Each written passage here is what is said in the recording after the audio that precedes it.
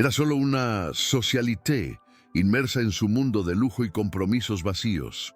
Que una niña de la calle, descalza y con una mirada que soportaba el peso del mundo, pudiera sacudir los cimientos de su vida perfectamente controlada y dictar el destino de su hijo autista parece increíble, ¿verdad?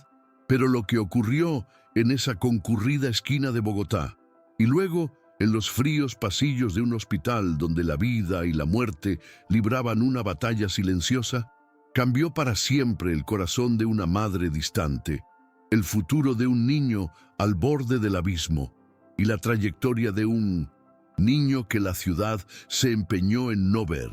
Antes de sumergirnos en este viaje de dolor, culpa y una esperanza casi descabellada, suscríbete al canal, dale a me gusta y cuéntanos dónde sigues esta historia que te cautivará de principio a fin. El aire fresco de la mañana en Bogotá, impregnado del aroma a café recién hecho proveniente de las pequeñas tiendas y el persistente olor de la llovizna nocturna que aún se aferraba al asfalto gris de las calles de la Candelaria, parecía transmitir una tensión casi palpable, un presagio silencioso que solo los más sensibles podrían percibir. Para Sofía, sin embargo, inmersa en el capullo de sus pensamientos y en la comodidad artificial de su blindado, mientras se deslizaba por la carrera séptima, esta vibración era solo otro ruido de fondo, una característica de la ciudad que había aprendido a ignorar, al igual que ignoraba tantas otras cosas que latían fuera de su círculo inmediato de preocupaciones. La ciudad, con sus vibrantes contrastes entre la arquitectura colonial y los edificios modernos reflejados, entre el bullicio de los vendedores ambulantes y el silencio de frondosos barrios residenciales como Rosales, donde vivía, era un escenario complejo, pero para Sofía, a menudo se limitaba al desplazamiento entre su imponente casa, la oficina de diseño de interiores que llevaba su nombre y los compromisos sociales que llenaban su agenda casi automáticamente, dejando poco espacio para lo inesperado o para los matices de la vida que se desarrollaba caóticamente a su alrededor, una vida de la que se sentía cada vez más como una espectadora distante. Sofía cultivó una imagen de elegancia y control que, en muchos sentidos, era su escudo contra el mundo y contra sus propios sentimientos de incompetencia, que rara vez reconocía. A principios de sus 40, con un cabello impecablemente cortado y ropa de diseñadores internacionales que delataba su estatus, se desenvolvía en comidas de negocios y eventos benéficos con una facilidad que muchos envidiaban, pero que internamente le costaba una energía considerable. Tras la fachada de éxito y la apretada agenda, se escondía un vacío sutil, una sensación de estar siempre cumpliendo un rol, de que la vida, en su esencia más profunda, transcurría en otro lugar, o quizás para otras personas. Sus días eran una serie de decisiones sobre paletas de colores, texturas de telas y la logística de proyectos ambiciosos, pero la satisfacción que estos logros le brindaban era fugaz, se disipaba rápidamente y la dejaba de nuevo en la búsqueda de algo que ni ella misma podía identificar. La distancia que mantenía no era solo física, protegida por los vidrios polarizados de su auto o los altos muros de su casa, sino profundamente emocional, una forma de autoprotección que se había convertido en un hábito difícil de romper, incluso cuando el deseo de una conexión más genuina emergía tímidamente en sus momentos de soledad. Su hijo de 8 años, Mateo, era el epicentro silencioso de su inquietud oculta, un pequeño universo aparte girando en su propia órbita. Diagnosticado en el espectro autista a los 3 años, Mateo vivía en un mundo donde los colores parecían más intensos, los sonidos le llegaban de forma abrumadora y las interacciones sociales seguían una lógica que desafiaba la comprensión de la mayoría de las personas, incluida la de Sofía.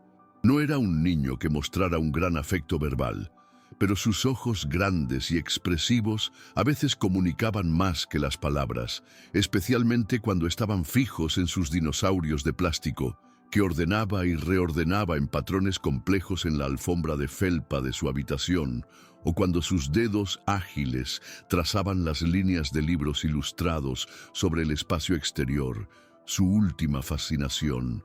La rutina era su refugio seguro. El mismo cereal para desayunar, la misma ruta a terapia ocupacional, las mismas canciones de cuna antes de dormir. Cualquier desviación, por pequeña que fuese, podía desencadenar una tormenta de ansiedad que Sofía, con toda su capacidad para gestionar las crisis en sus proyectos, muchas veces se sentía no preparada para calmar, aumentando su sensación de fracaso como madre. La relación entre Sofía y Mateo era un complejo mosaico de profundo amor, una culpa que la corroía lentamente por no sentir que lo comprendía como debía, y una frustración tácita que afloraba en los días más difíciles. Invirtió en los mejores terapeutas, las escuelas más especializadas y todos los recursos a su alcance, buscando soluciones externas para una conexión que sentía que faltaba internamente.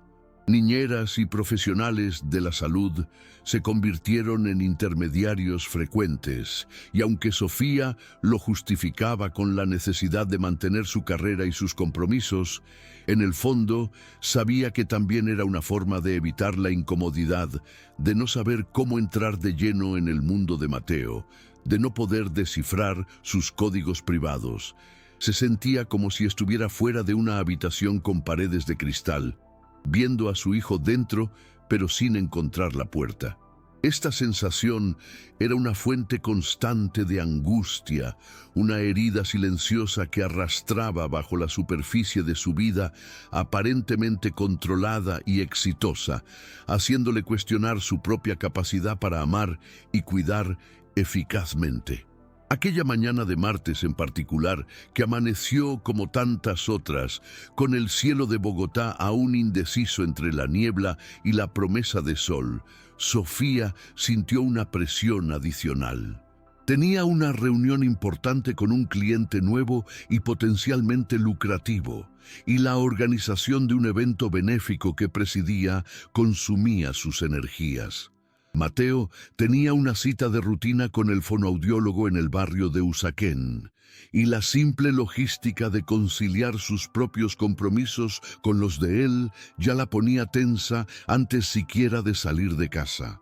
Mientras la criada Elena ayudaba a Mateo a ponerse las zapatillas, una tarea que requería paciencia, pues él insistía en alinear las agujetas de una manera muy particular, Sofía repasaba mentalmente la lista de tareas del día, con su celular ya vibrando sobre la encimera de la cocina con mensajes que exigían su atención inmediata. Había un aire apresurado en sus movimientos, un deseo de que el día transcurriera con normalidad, sin las pequeñas crisis de Mateo que pudieran desestabilizar su agenda meticulosamente planeada. Una agenda que, irónicamente, era su intento de mantener cierto control sobre una vida que, en sus aspectos más fundamentales, parecía escabullirse entre sus dedos. Sofía sufrió su primera fisura inesperada. Detenida brevemente en un semáforo en la esquina de la calle 127 con la autopista norte, una zona concurrida donde los contrastes sociales de Bogotá se exhibían a la perfección, un niño emergió de entre los coches, moviéndose con una agilidad sorprendente para su aparente fragilidad. No era uno de los habituales vendedores de dulces o flores.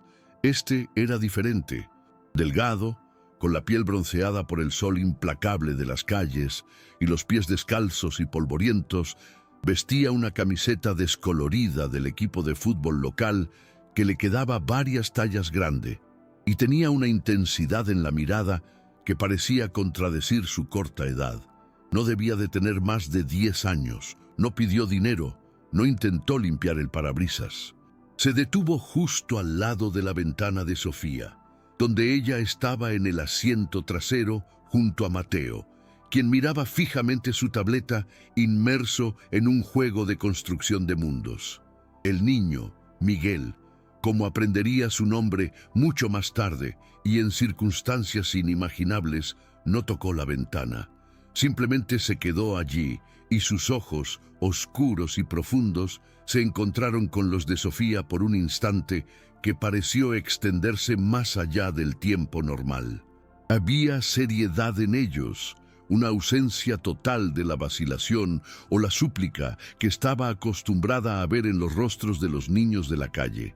Entonces, con una voz sorprendentemente firme para su tamaño y que atravesó la ventanilla cerrada del coche como si no hubiera barrera alguna, pronunció unas palabras que al principio a Sofía le parecieron un delirio, un absurdo tan grande que tardó un rato en procesar. «Tu hijo», dijo, con la mirada fija no en ella, sino que de alguna manera la atravesaba, hacia Mateo. «Va a morir hoy». La frase quedó suspendida en el aire enrarecido del coche por un segundo, cargada de una certeza que heló a Sofía por dentro, a pesar del calor que comenzaba a formarse con el sol de la mañana. No había ninguna amenaza en su tono, solo una declaración fría, casi distante, que lo hacía aún más perturbador e incomprensible. La reacción inicial de Sofía fue una oleada de incredulidad seguida de irritación. ¿Quién era ese chico para decir algo tan monstruoso? Su mente, entrenada para resolver problemas prácticos y descartar cualquier cosa que no encajara en su lógica, rápidamente categorizó el evento como un extraño intento de llamar la atención, quizás para conseguir dinero de una forma más impactante. «¿Qué tontería es esta?», pensó, sintiendo que se le encendía el rostro, una mezcla de ira e inexplicable incomodidad.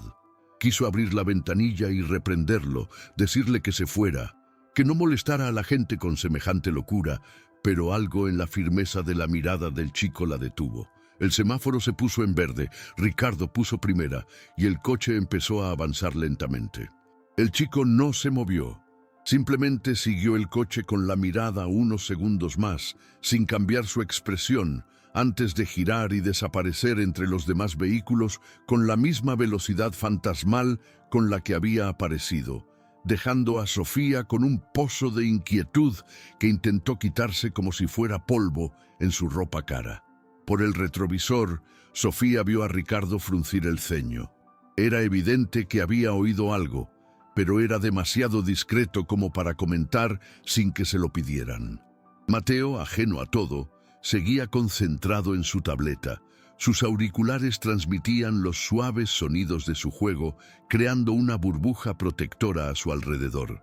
Sofía respiró hondo, intentando recuperar la compostura y ordenar sus pensamientos. «Tonterías», se dijo. «Parece un niño de la calle intentando asustar a alguien para conseguir algo».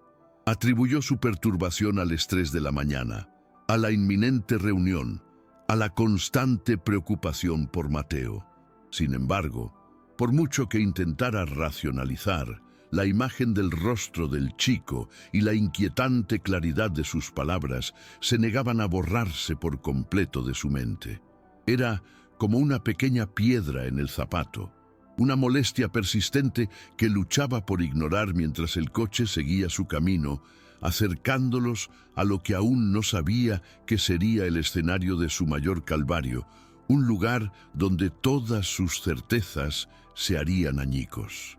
Mientras conducían hacia Usaquén, un barrio encantador, con sus calles adoquinadas y ferias artesanales dominicales, ahora relativamente tranquilo el martes por la mañana, Sofía intentó volver a concentrarse en sus correos electrónicos y la agenda de la reunión. Pero la frase del chico resonaba en un rincón de su mente. «Tu hijo va a morir hoy». Miró a Mateo a su lado, tan sereno en su mundo privado, sus pequeños dedos deslizándose por la pantalla con precisión. Un escalofrío le recorrió la espalda, un miedo primario que intentó calmar con la lógica. Los accidentes ocurrían, sí, pero ¿por qué ese chico diría algo tan específico, tan directo? No tenía sentido. Intentó convencerse de que era solo una desafortunada coincidencia de palabras, un encuentro extraño, pero la convicción en su voz, la ausencia de cualquier malicia o artificio, era lo que más la perturbaba. No era una mujer supersticiosa, siempre se había enorgullecido de su pragmatismo, pero había algo en la solemnidad de esa advertencia que le impedía desestimarla por completo, como si una semilla de duda hubiera sido plantada en tierra fértil, lista para germinar a la menor señal. Querido oyente, si te gusta la historia, dale a me gusta y sobre todo, suscríbete al canal. Esto nos ayuda mucho a quienes estamos empezando y a quienes seguimos. Llegar a la consulta del fonoaudiólogo en Usaquén trajo consigo una familiaridad que por un breve instante logró ahogar el eco de las inquietantes palabras de Miguel. El ambiente era siempre el mismo: paredes de colores pastel, juguetes educativos organizados en estanterías coloridas y el suave aroma de productos de limpieza hipoalergénicos. Mientras Mateo era conducido a la sala de terapia por la doctora Ramírez, una paciente señora de gafas y sonrisa amable, Sofía se acomodó en la pequeña sala de espera, abriendo su portátil con la intención de repasar la presentación para su cliente. Sin embargo, su concentración se desvanecía. Las frases del correo electrónico que intentaba escribir parecían inconexas. Las hojas de cálculo del proyecto se amontonaban ante sus ojos, y la imagen del chico de la calle, con su mirada penetrante y su declaración categórica, eclipsaba cualquier intento de concentración. Cogió su móvil, marcó el número de su asistente para confirmar los últimos detalles de la reunión de la tarde, pero su voz sonaba más tensa que de costumbre, y terminó la llamada rápidamente, sintiendo una impaciencia creciente, una urgencia difusa que no podía nombrar, pero que la dejaba profundamente inquieta, como si el tiempo transcurriera de otro modo esa mañana. Sofía le pareció una eternidad llena de sorda ansiedad. La puerta de la sala de terapia se abrió y Mateo salió, sosteniendo un dibujo audaz de un volcán en erupción, una de sus fijaciones temáticas actuales. El doctor Ramírez intercambió algunas palabras con Sofía sobre el progreso de Mateo, mencionando su creciente capacidad para formar oraciones más largas cuando el tema le interesaba y elogiando su concentración en la actividad artística. Sofía escuchó, asintiendo en los momentos adecuados, pero su mente estaba parcialmente en otra parte, ya calculando el tiempo para llegar a su siguiente cita en el centro financiero al otro lado de la ciudad. Agradeció al terapeuta con una sonrisa que no llegó a sus ojos y tomó la mano de Mateo, quien parecía complacido con su volcán, pero también un poco agitado por la transición. Sintió una ligera opresión en el pecho al notar la forma en que él evitaba su mirada directa, un rasgo común, pero que hoy, por alguna razón, parecía más pronunciado, como si también notara la nube invisible de aprensión que se cernía sobre ella, una nube que ni siquiera el tímido sol que ahora atravesaba la niebla podía disipar por completo. Originalmente, el plan había sido dejar a Mateo en casa con Elena, la criada, mientras ella iba a su reunión de negocios, una cita que podría asegurarle un contrato importante a su empresa. Sin embargo, al subir al auto, una inusual vacilación la invadió. La imagen de Mateo solo en casa, incluso bajo el cuidado de Elena, de repente le pareció insoportable. Quizás eran los restos de la advertencia del chico, quizás una intuición maternal que rara vez se permitía sentir con tanta fuerza, o simplemente el cansancio de la tensa mañana. Impulsivamente, decidió cambiar de planes. Llamó a su asistente, pospuso la reunión una hora, citando un problema de tráfico imprevisto, y le indicó a Ricardo que condujera hasta el Parque El Virrey, un vasto oasis verde que atravesaba parte de la ciudad, un lugar que Mateo apreciaba por sus espacios abiertos y relativa calma durante los días laborables. Pensó que un poco de aire fresco les sentaría bien a ambos, que quizá pasear entre los árboles y observar a los perros vagabundear podría calmar la extraña agitación que la consumía y, sobre todo, disipar la sombra de aquellas terribles palabras que aún resonaban en su cabeza como una campana de funeral.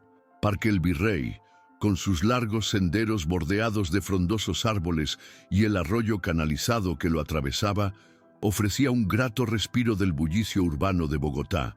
El sol de la mañana ya brillaba más, filtrándose entre las hojas y creando patrones de luz y sombra en el suelo. Había poca gente alrededor, algunos corredores, madres con cochecitos de bebé y ancianos disfrutando del aire fresco. Sofía soltó la mano de Mateo, lo que le permitió explorar con un poco más de libertad de lo habitual, mientras ella se sentaba en un banco de madera frente a una zona más apartada, donde algunos árboles viejos formaban una pequeña arboleda. Volvió a coger su móvil, esta vez para responder a una llamada urgente de su arquitecto jefe sobre un problema inesperado con uno de los proyectos. La conversación se alargó, exigiendo toda su atención para los detalles técnicos y las decisiones rápidas. Mientras hablaba, gesticulando y caminando de un lado a otro en un pequeño radio, sus ojos se desviaban intermitentemente hacia Mateo, quien estaba ocupado cerca de la orilla del arroyo, agachado y observando algo en el agua con la intensa concentración que lo caracterizaba, aparentemente seguro y tranquilo en su propio mundo de descubrimiento. Mateo, fascinado por el movimiento del agua y las hojas que flotaban como pequeños botes, se acercó aún más a la orilla del arroyo canalizado. En un tramo específico, la orilla era un poco más empinada y resbaladiza debido al lodo acumulado y las piedras sueltas.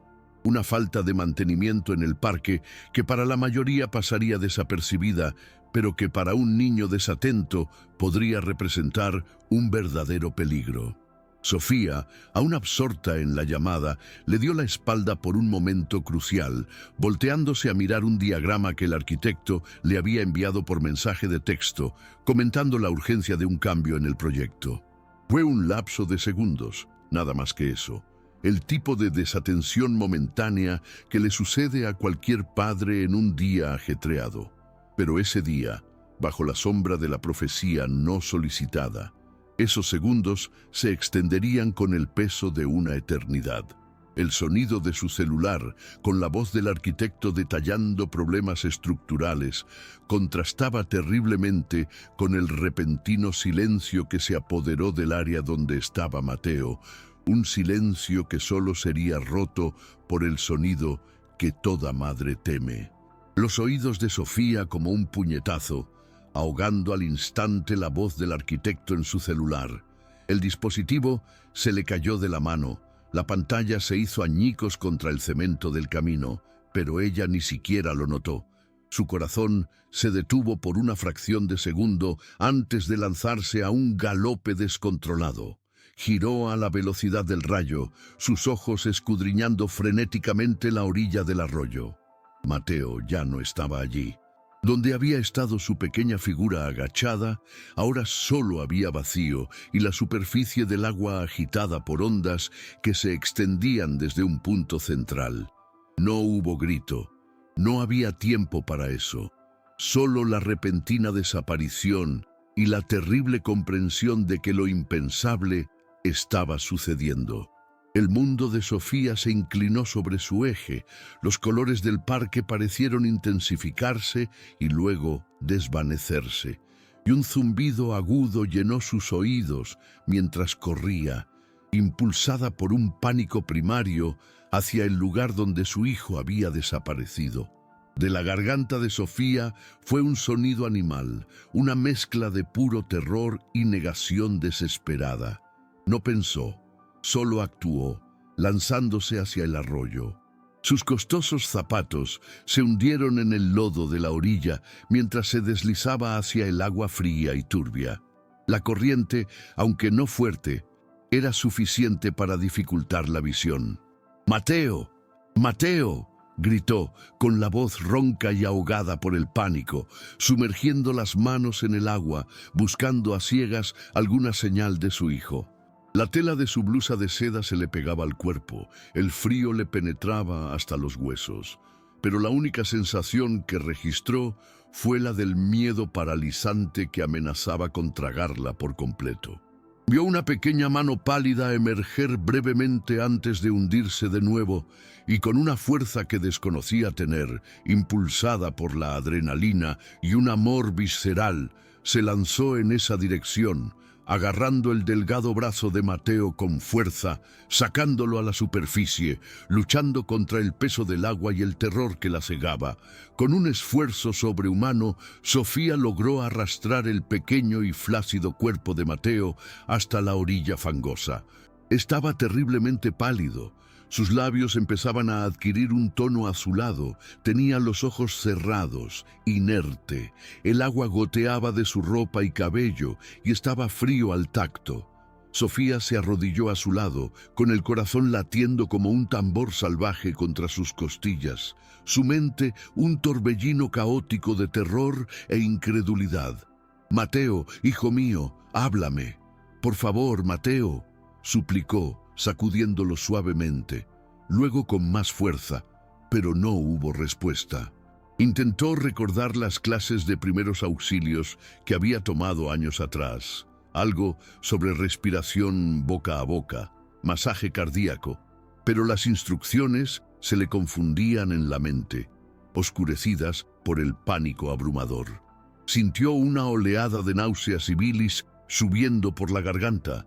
La sensación de total impotencia era abrumadora, como si estuviera atrapada en una pesadilla de la que no podía despertar, una pesadilla donde su mayor miedo se materializó ante sus ojos. El sonido distante de sus propios gritos y los llantos desesperados que la estremecían debieron llamar la atención de alguien, porque pronto se acercaron un corredor y una señora que paseaba a su perro con rostros de conmoción y preocupación. El corredor, un hombre joven y atlético, se arrodilló de inmediato junto a Mateo y comenzó a aplicarle un masaje cardíaco con sorprendente destreza, mientras la señora, con manos temblorosas, llamaba a emergencias con la voz quebrada al describir la situación. Para Sofía, todo parecía suceder a cámara lenta y a la vez a una velocidad vertiginosa. Las voces a su alrededor eran un murmullo distante, los rostros borrosos y difusos. Su universo se había reducido al pequeño cuerpo de su hijo y a la lucha desesperada por traerlo de vuelta. Y entonces, como un rayo caído del cielo, las palabras del pequeño Miguel irrumpieron en su conciencia con la fuerza de una condena. «Tu hijo va a morir hoy». La frase, antes un absurdo que debía descartarse, ahora sonaba como la más terrible e innegable de las verdades, atravesándole el pecho como una cuchilla de hielo. De los labios de Sofía, un sonido que contenía todo el dolor y el arrepentimiento que una madre puede sentir. La culpa la golpeó con la fuerza de un maremoto, ahogándola en una oleada de autocompasión y remordimiento paralizante. ¿Cómo pudo haber sido tan ciega, tan arrogante, tan absorta en sus propias preocupaciones como para ignorar una advertencia tan directa, tan cargada de una extraña y siniestra certeza? La imagen del rostro serio de Miguel, sus ojos profundos que parecían ver más allá de la superficie, la atormentaba con una claridad insoportable. Cada segundo que pasaba, tratando de racionalizar, tratando de borrar la advertencia de su mente, ahora parecía una traición imperdonable a su propio hijo. La desesperada necesidad de encontrar a ese niño, de entender cómo lo sabía, de quizás suplicar algún tipo de ayuda que ni siquiera podía concebir, se mezclaba con el creciente terror por la vida de Mateo. El suelo bajo sus pies había desaparecido y ella estaba en caída libre, aferrándose solo a la débil esperanza de que los esfuerzos del corredor y la inminente llegada de la ambulancia pudieran revertir lo que parecía el cumplimiento de una terrible profecía. Querido oyente, si te gusta la historia, dale a me gusta y sobre todo suscríbete al canal. Esto nos ayuda mucho a quienes estamos empezando y a quienes seguimos. El sonido agudo y penetrante de la sirena de la ambulancia rasgó el aire relativamente tranquilo del parque, acercándose con una urgencia que hizo que el corazón de Sofía se hundiera aún más, si eso era posible. En momentos, dos paramédicos, un hombre y una mujer, con expresiones serias y movimientos eficientes, estaban al lado de Mateo, tomando el control de la situación con una calma profesional que contrastaba dolorosamente con la desesperación caótica de Sofía. Le hicieron preguntas rápidas al corredor que aún respiraba, pero aún presionaba. ¿Cuánto tiempo había estado bajo el agua? ¿Cuánto tiempo habían estado tratando de reanimarlo? Sofía intentó intervenir, explicar, pero su voz era una mezcla de sollozos y palabras inconexas. Una de las paramédicas, la mujer, le pidió gentil pero firmemente que retrocediera para que pudieran trabajar.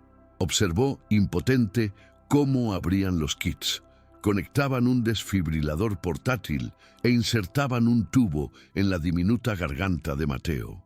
El parque, antaño un refugio, se había convertido ahora en un escenario de horror, con un pequeño círculo de espectadores formándose en la distancia, cuyos rostros pálidos y susurros apagados aumentaban la sensación de irrealidad y exposición de Sofía.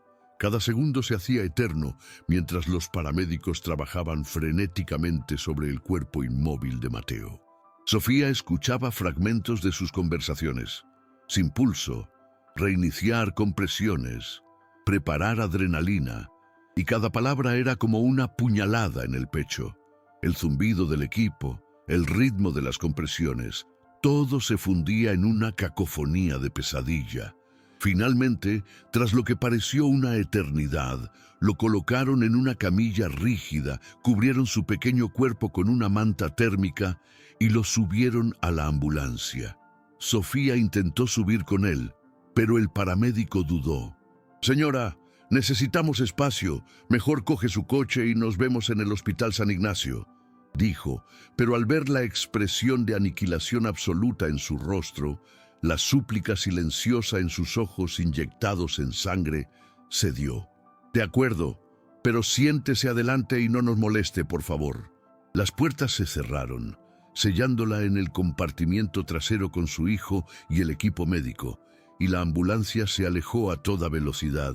Las sirenas ahora un lamento continuo que parecía hacer eco de su propio dolor abrasador y el miedo que la consumía.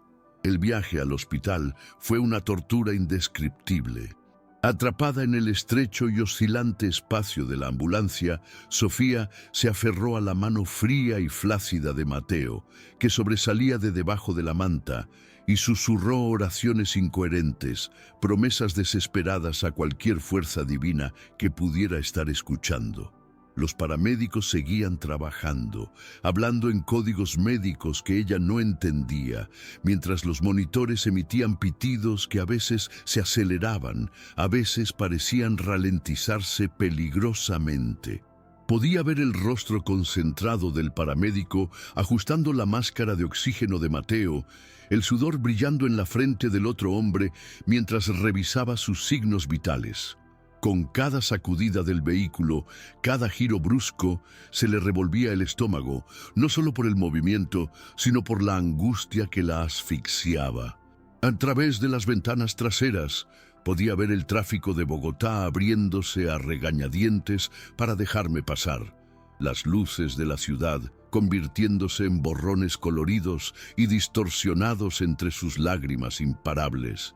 Cada metro recorrido sintiéndose como una eternidad y al mismo tiempo un avance demasiado rápido hacia un destino incierto y temido. Llegar a urgencias del Hospital San Ignacio fue un torbellino de actividad frenética y organizada. Las puertas de la ambulancia se abrieron y Mateo salió rápidamente. La camilla rodó sobre ruedas y desapareció por un pasillo iluminado por impersonales luces fluorescentes.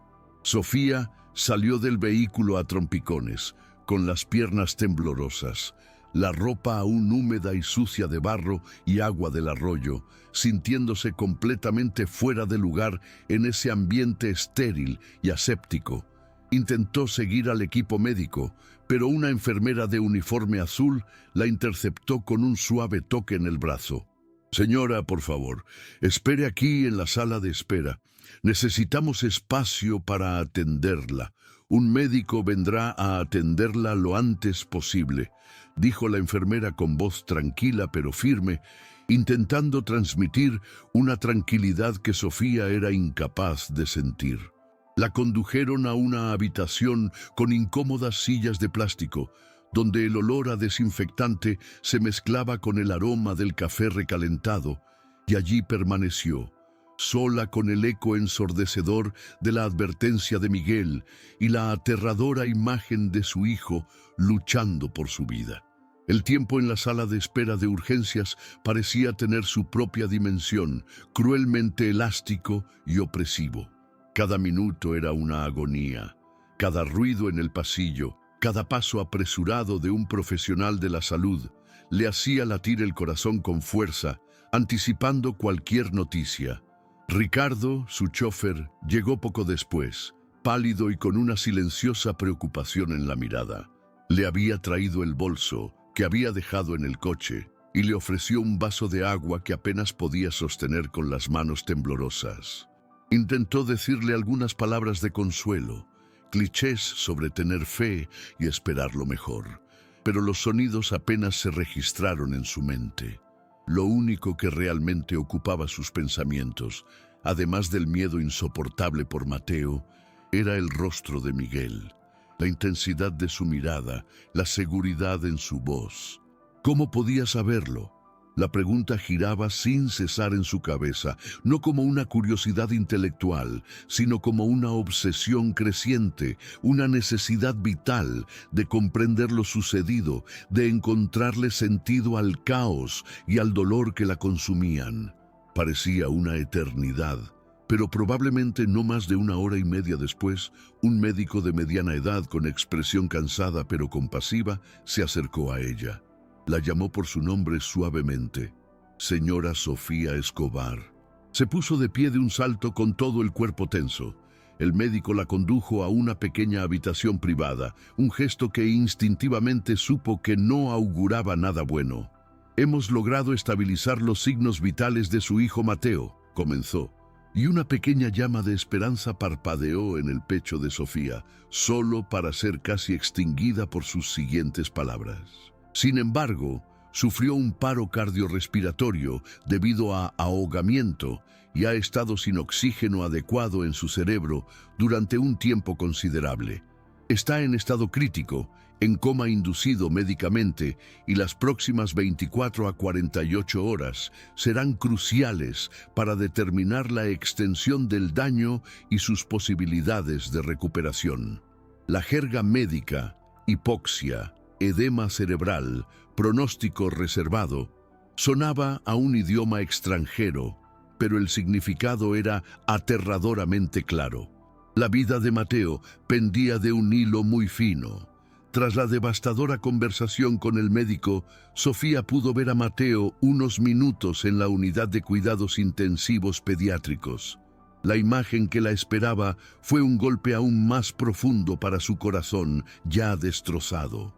Su pequeño Mateo, siempre tan lleno de una energía particular, incluso en su mundo introspectivo, yacía pálido e inmóvil en una cama de hospital que parecía demasiado grande para él, rodeado de una parafernalia de máquinas que pitaban y zumbaban, tubos conectados a su frágil cuerpo, un respirador mecánico que inflaba y desinflaba sus pequeños pulmones.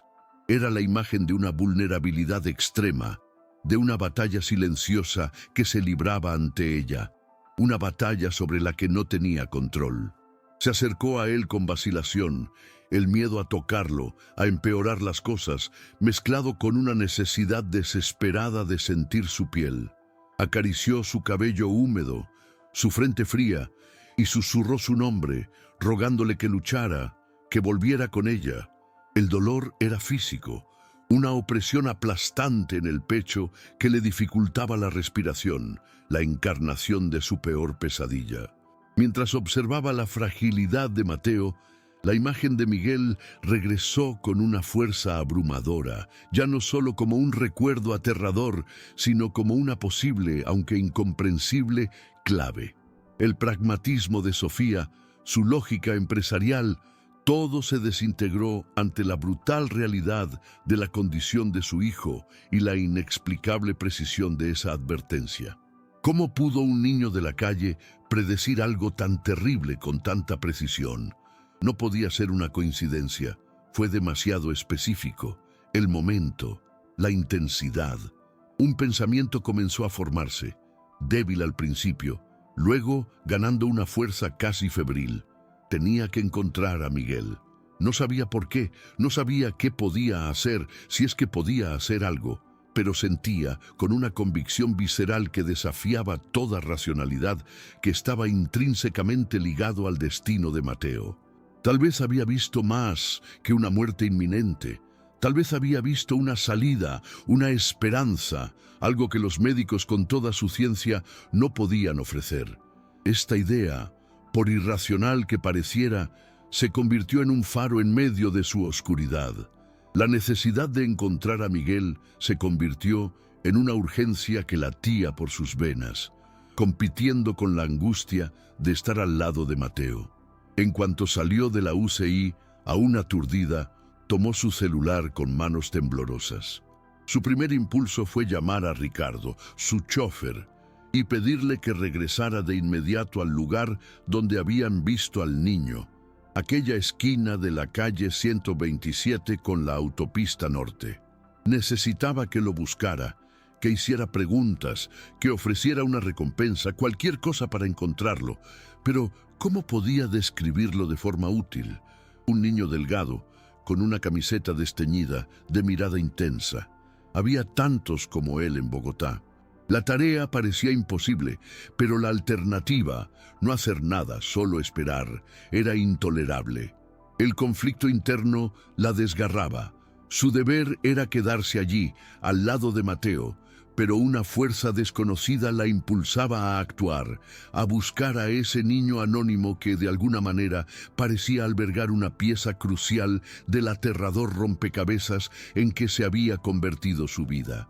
Se sintió desgarrada, paralizada por la magnitud de su dolor y la extraña esperanza que comenzaba a florecer. El peso de ese terrible día finalmente cayó sobre Sofía con toda su fuerza. La adrenalina que la había mantenido en pie comenzaba a desvanecerse, dejando tras de sí un agotamiento físico y emocional abrumador. Sentada en una silla incómoda en el pasillo del hospital, con el olor a antiséptico impregnando el aire y sus sentidos, sintió que las lágrimas volvían a brotar, esta vez más silenciosas, pero igual de dolorosas. El miedo por la vida de Mateo era una tortura constante. La culpa por su desatención y por haber ignorado la advertencia la consumía. Pero en medio de este torbellino de desesperación, una nueva determinación comenzó a solidificarse. Ya no era la Sofía controladora y pragmática de hacía horas. Aquella mujer se había roto en 1000 pedazos en el momento en que vio a Mateo salir del agua. La Sofía que emergió de los escombros era alguien que acababa de presenciar la fragilidad de la vida y la posible existencia de misterios que su mente racional no podía explicar. La búsqueda de Miguel no era solo un intento desesperado. Fue el primer paso de un camino desconocido, un viaje impulsado por la esencia más pura del amor maternal y una nueva fe en lo inexplicable. Querido oyente, si te gusta la historia, dale a me gusta y sobre todo, suscríbete al canal. Esto nos ayuda mucho a quienes estamos empezando y a quienes seguimos. La idea de simplemente sentarse en ese hospital esperando pasivamente mientras las máquinas y la ciencia médica decidían el destino de Mateo comenzó a volverse físicamente insoportable para Sofía. Una inquietud febril se apoderó de ella, la sensación de que había algo que debía hacer, algo que iba más allá de las vigilias silenciosas y las oraciones. El recuerdo de Miguel, con su desconcertante certeza, ya no era solo una fuente de culpa, sino que se había convertido en un rayo de esperanza irracional, casi delirante. Si él hubiera sabido del peligro, tal vez, solo tal vez, supiera algo más. La lógica le decía que era un pensamiento absurdo, nacido de la desesperación, pero su corazón, destrozado y aferrándose a cualquier atisbo de posibilidad, gritaba lo contrario. No podía simplemente esperar. Necesitaba actuar, necesitaba intentar comprender, necesitaba encontrar a ese chico, incluso si eso significaba alejarse del lado de Mateo por unos momentos. Una perspectiva que en sí misma era una tortura, pero que parecía un mal menor comparado con la inacción total. Con energías renovadas por la angustia, Sofía llamó a Ricardo, su chofer, que lo esperaba abajo en la cafetería del hospital. Su voz al teléfono era una mezcla de urgencia y súplica. «Ricardo, necesito un favor enorme, algo que puede parecer una locura, pero es vital», empezó, y luego describió al niño Miguel con todo el detalle que su memoria le permitía. Su delgadez, su camiseta desteñida, sus pies descalzos, pero sobre todo, la penetrante intensidad de sus ojos oscuros. Le pidió, o mejor dicho, le rogó, que regresara a esa esquina de la calle 127 con la autopista norte, el lugar de su fatídico encuentro. «Búscalo, Ricardo. Pregúntale a los vendedores ambulantes, a los otros niños de la calle, a quien sea. Ofrece una recompensa, dile que es urgente, que necesito hablar con él desesperadamente. Dile que se trata de mi hijo, el niño que vio en el coche». Cada palabra estaba cargada con el peso de su frágil esperanza y el temor de que fuera una búsqueda inútil, una aguja en un pajar en una ciudad tan grande como Bogotá. Al otro lado de la línea, Ricardo escuchaba en silencio y Sofía casi podía imaginar su expresión, una mezcla de sorpresa, probable escepticismo, pero también la lealtad y compasión que siempre había mostrado. No hizo preguntas innecesarias, no cuestionó la sensatez de la petición. Simplemente dijo, con su habitual voz tranquila, que haría lo que pudiera, que iría de inmediato al lugar y buscaría todo lo que pudiera. Tras colgar, Sofía sintió un ligero, casi imperceptible alivio por haber delegado una acción, por haber puesto en marcha un pequeño mecanismo. Sin embargo, la sensación de impotencia regresó rápidamente, acompañada de la ansiedad de separarse, aunque fuera indirectamente, de cualquier intento de encontrar a Miguel. Ricardo era ahora sus ojos y oídos en la calle, pero la distancia física de esa búsqueda la tensaba aún más, atrapada entre la necesidad de estar al lado de Mateo y el deseo ardiente de estar allí, ella misma, buscando ese rayo de esperanza. Regresó a la antesala de la UCI pediátrica con el corazón apesadumbrado. No le permitían estar con Mateo todo el tiempo, solo visitas cortas y espaciadas. Cada minuto lejos de él era una agonía, pero cada minuto allí, viéndolo tan frágil y dependiente de las máquinas, era una tortura de otro tipo. Cuando por fin le permitieron volver, por unos instantes, la escena era la misma. Los pitidos rítmicos pero alarmantes de los monitores, el subir y bajar mecánicamente del respirador, la palidez de su hijo. Le cogió la manita, sintiendo su piel fría e inerte. Le susurró palabras de amor, de ánimo, hablándole de sus dinosaurios esperándolo, de cuánto extrañaba su rara pero preciosa sonrisa. Le hablaba como si la oyera, como si sus palabras pudieran, de alguna manera, atravesar la niebla de su coma y devolverlo a la vida, a ella. Cada enfermera que entraba en la habitación, cada ajuste del equipo, era motivo de una nueva conmoción, un temor constante de que algo fuera a empeorar. La noche cayó sobre Bogotá, envolviendo el hospital en su manto oscuro y silencioso, aunque el silencio nunca era completo en la UCI.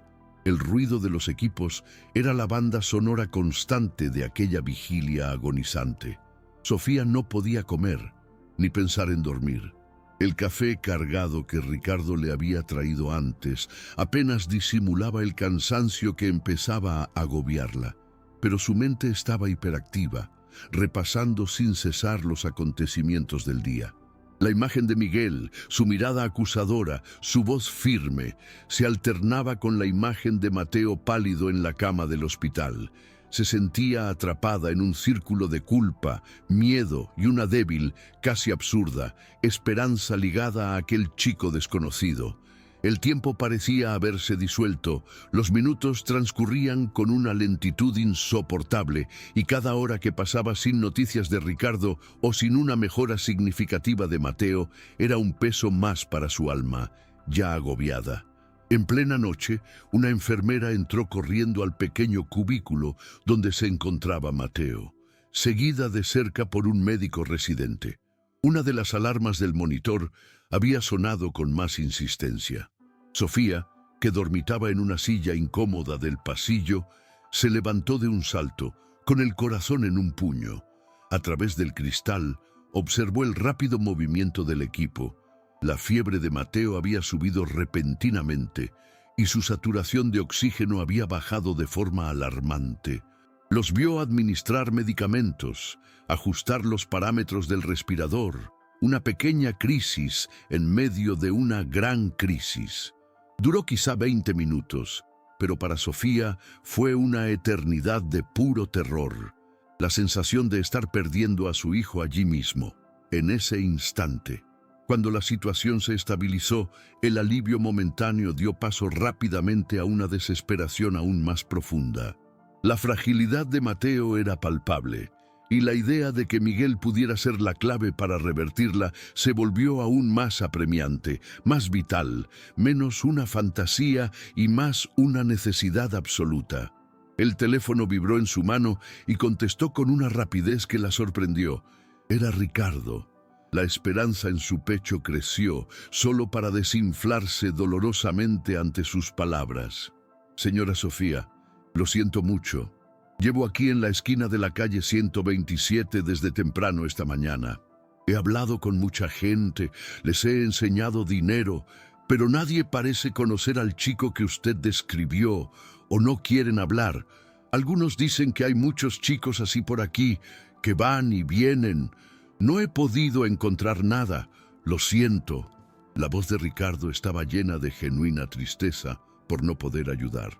Sofía le dio las gracias con la voz entrecortada, sintiendo una oleada de desaliento. Si Ricardo, con su experiencia en la calle y su persistencia, no había podido encontrarlo, ¿cómo podría ella? La frustración era inmensa. Ese hilo de esperanza parecía haberse roto. Por un momento pensó en llamar a la policía, pero ¿qué diría? Que un niño de la calle había predicho el accidente de su hijo y que ahora necesitaba encontrarlo.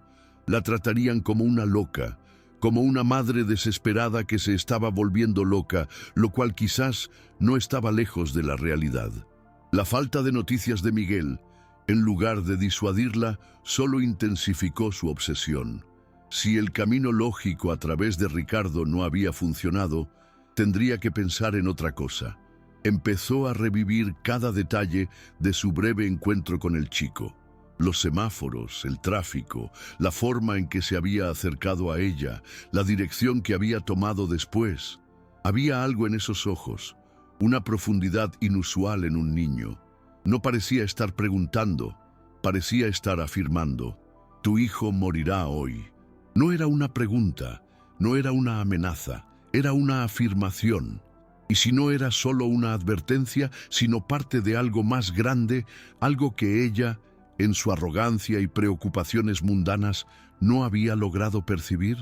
La idea de que hubiera un significado oculto, un mensaje que no había descifrado, empezó a atormentarla. Quizás la advertencia no fuera el final de su interacción, sino el comienzo de algo que necesitaba completar, una tarea que le habían asignado sin que ella lo supiera.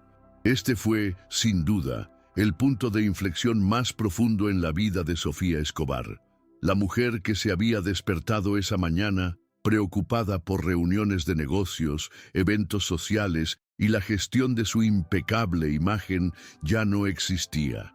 En su lugar, una madre aterrorizada, despojada de todas sus certezas, enfrentada a la brutalidad del destino y a la posibilidad de fuerzas más allá de su comprensión. El escepticismo que siempre la había caracterizado se había desvanecido, reemplazado por una necesidad desesperada de creer en algo, cualquier cosa, que pudiera ofrecer un rayo de luz en la oscuridad que la envolvía. Se encontró rezando, no las oraciones formales y memorizadas de su infancia, sino un diálogo crudo y visceral con un Dios que apenas conocía, negociando, suplicando, prometiendo cambiar radicalmente su vida si Mateo se salvaba. La vieja Sofía se habría burlado de tal comportamiento, pero la nueva Sofía, forjada en el fuego de aquel día, se aferraba a cualquier esperanza, por irracional que fuera, como un náufrago se aferra a un naufragio. Las horas transcurrían lentamente en la penumbra del hospital. Cada pitido de los monitores era un recordatorio constante de la lucha de Mateo. Su agotamiento físico era inmenso. Le ardían los ojos por la falta de sueño y las lágrimas derramadas, pero su mente seguía trabajando, impulsada por una nueva y obstinada determinación. Si Ricardo no encontraba a Miguel, si la lógica y los métodos convencionales fallaban, tendría que ir ella misma. En cuanto amaneciera, en cuanto hubiera un mínimo resquicio de estabilidad en el estado de Mateo, o un momento en que pudiera turnarse con Elena, que seguramente ya estaría de camino, regresaría a ese rincón. No sabía qué haría, cómo lo encontraría en la inmensidad de Bogotá, pero la certeza de que debía intentarlo era absoluta. Esta decisión, nacida de la más profunda desesperación y una fe incipiente en lo extraordinario, le dio un enfoque frágil, una dirección en medio del caos. Era un plan tenue, casi descabellado, pero era el único que tenía y se aferró a él con todas sus fuerzas. Querido oyente, si te gusta la historia, dale a me gusta y sobre todo, suscríbete al canal.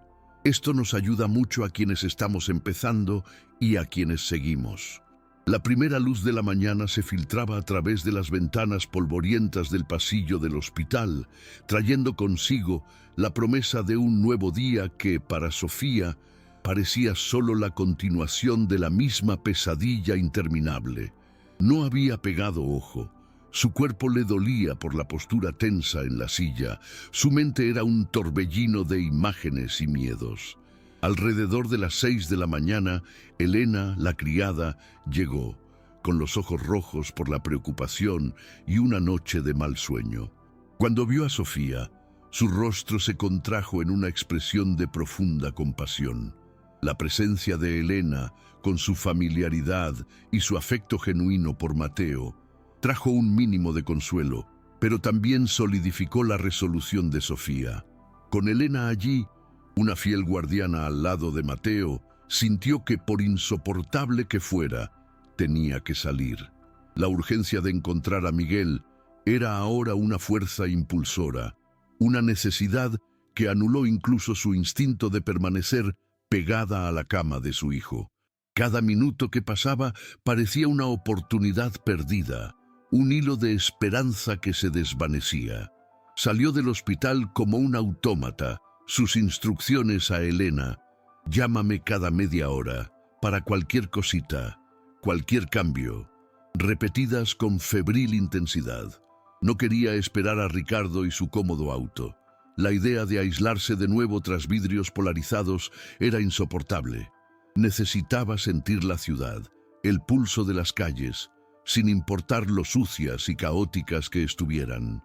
Se subió al primer taxi amarillo que pasó, el olor a cigarrillos rancios y el sonido estridente de un vallenato en la radio, un asalto a sus sentidos ya sobrecargados. Le indicó al conductor, con voz ronca, la esquina de la calle 127 con la autopista norte. El viaje, que antes había sido hecho en un estado de elegante distracción, ahora era un viaje de inmersión en la dura realidad de Bogotá al amanecer. Vendedores montando sus puestos improvisados, basura amontonándose en las cunetas, los rostros cansados de los trabajadores comenzando otro día. Cada detalle, antes invisible para ella, ahora parecía tener un significado, una textura de la vida real de la que se había mantenido alejada durante tanto tiempo. Llegar a la esquina fue como entrar en un hormiguero humano ya en pleno apogeo.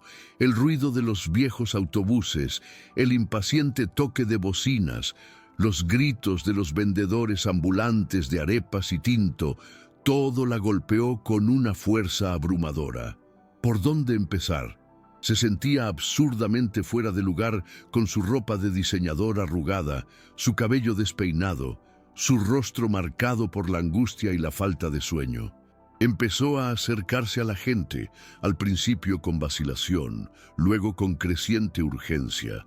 Mostró una foto de Mateo en su celular, la única referencia que tenía, ya que no tenía ninguna imagen de Miguel, e intentó describir al niño del letrero. Un niño flacucho, de unos 10 años, con la mirada muy seria, estuvo aquí ayer por la mañana. Me habló de mi hijo. Las reacciones fueron variadas, miradas de desconfianza, de lástima, de pura indiferencia. Algunos negaron con la cabeza y se alejaron rápidamente, otros la miraron como si estuviera loca. Con cada negativa, un trozo de su frágil esperanza se desvanecía y el peso de lo ridículo de su misión comenzó a oprimirla. Las horas transcurrían lentamente bajo el sol que ahora caía a plomo sobre el asfalto. Sofía persistía, pasando de una frutera a un limpiaparabrisas, de un grupo de jóvenes lustrando zapatos a una señora que vendía billetes de lotería. El estómago le rugía de hambre, tenía la garganta seca y el agotamiento amenazaba con abrumarla en cualquier momento. Se sentó en el borde sucio de un macizo de flores, con la cabeza entre las manos, mientras las lágrimas de frustración y desesperación volvían a brotar de sus ojos. Quizás estaba loca. Quizás Miguel era solo una alucinación, un producto de su mente culpable. La inmensidad de Bogotá, con sus millones de habitantes, convertía la idea de encontrar a un niño de la calle en concreto, sin nombre ni paradero, en una tarea titánica, casi una fantasía. La idea de Mateo, solo en el hospital luchando por su vida, mientras ella estaba allí, en una búsqueda que parecía cada vez más inútil, era una tortura. Estaba a punto de rendirse, de entregarse a la desesperación absoluta, cuando una voz débil y vacilante la llamó. «Señora, ¿busca a un chico que ve cosas?» Era una chica, no mucho mayor que Miguel, con trenzas deshechas y ojos curiosos, que vendía chicles pequeños. Sofía levantó la vista, con el corazón latiéndole con fuerza. Sí, un chico flacucho, él me advirtió sobre mi hijo, dijo con la voz quebrada por una repentina oleada de esperanza. La chica pensó por un momento. Creo que sé quién es. No habla mucho, pero a veces anda por ahí, y señaló hacia un paso elevado gris y cubierto de grafitis a unas cuadras de distancia, un lugar que Sofía nunca había notado antes. Le gusta estar solo, viendo pasar los coches. Dicen que es raro. La palabra raro resonó en la mente de Sofía, no con la connotación peyorativa que la chica podría haber pretendido, sino con una chispa de reconocimiento. Agradeció a la muchacha con una profusión de palabras y un billete que le hizo abrir los ojos de par en par y emprendió el camino en la dirección indicada. Olvidado el cansancio, reavivada como una llama tenaz la esperanza, aunque frágil. La zona bajo el paso elevado era un inframundo que Sofía jamás habría imaginado que existiera tan cerca de su protegida realidad. El ruido del tráfico sobre sus cabezas era un trueno constante, y el aire estaba cargado de olor a humedad, humo y abandono. Había colchones viejos apoyados contra los pilares de hormigón, restos de fogatas improvisadas y la silenciosa presencia de algunas figuras que parecían fundirse con las sombras.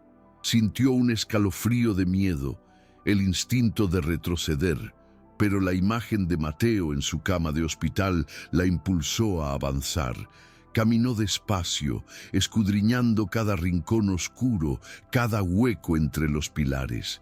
Gritó el nombre de Miguel varias veces. Su voz sonaba débil e inadecuada en ese entorno hostil.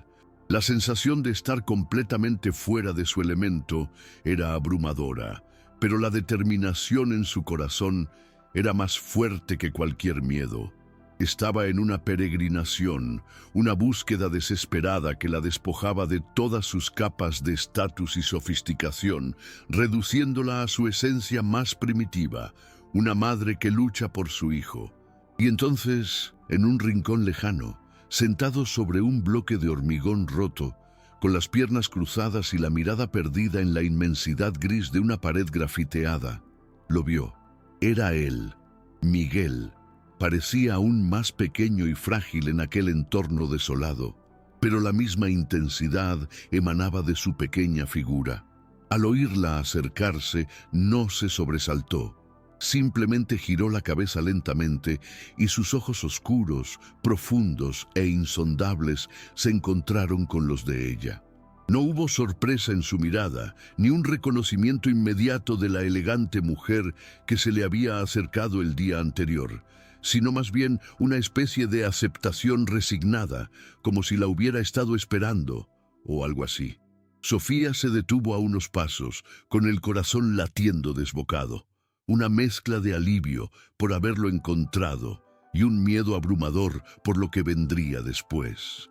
Las palabras que había ensayado en su mente se desvanecieron y solo pudo quedarse allí mirándolo, con el dolor y la esperanza luchando en su rostro. Con la voz quebrada, casi un susurro, Sofía empezó a hablar. No había acusaciones, nada de la arrogancia de antes. Solo había la vulnerabilidad de una madre desesperada. Miguel, soy la mujer del coche.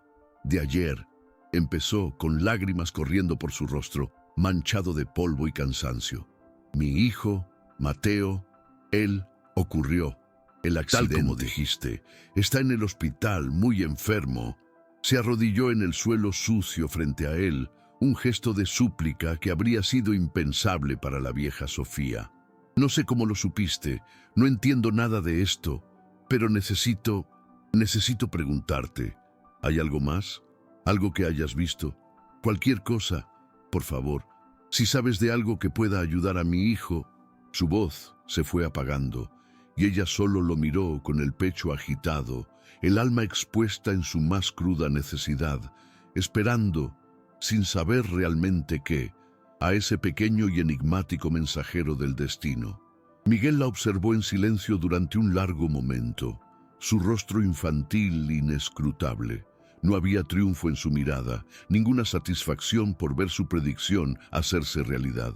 Solo había una tristeza ancestral, una sabiduría que parecía demasiado pesada para sus pequeños hombros. No respondió de inmediato a sus preguntas directas sobre saber más. En cambio, después de lo que a Sofía le pareció una eternidad, simplemente dijo con voz ronca y baja, «Se siente muy solo allí». La frase era simple, casi banal, pero golpeó a Sofía con la fuerza de una revelación.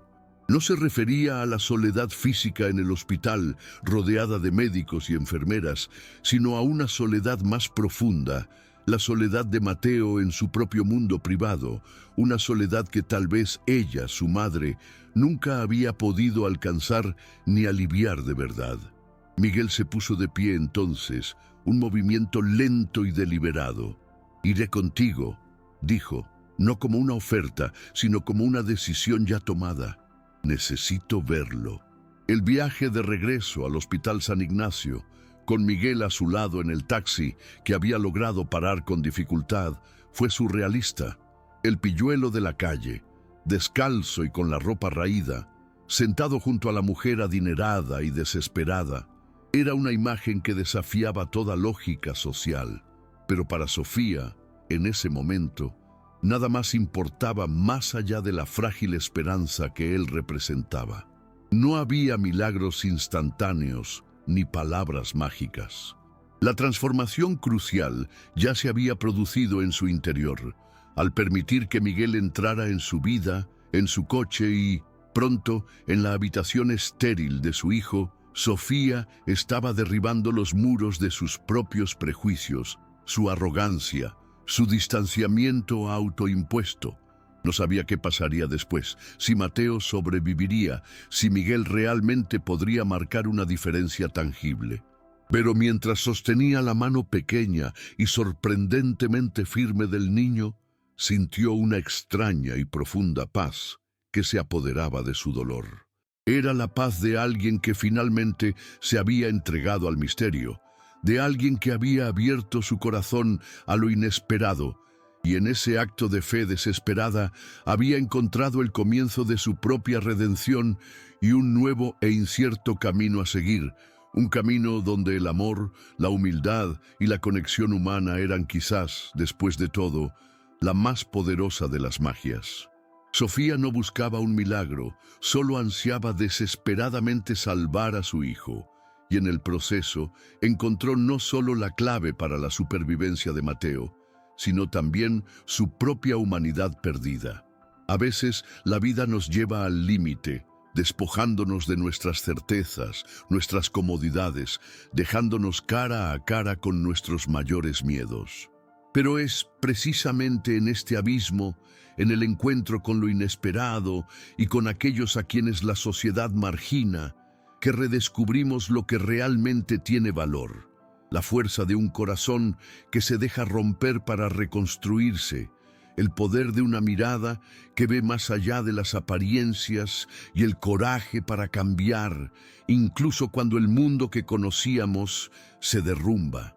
Si este viaje de transformación, nacido del miedo y florecido en la esperanza más improbable, te conmovió, como a Sofía, Mateo y el pequeño Miguel, suscríbete al canal.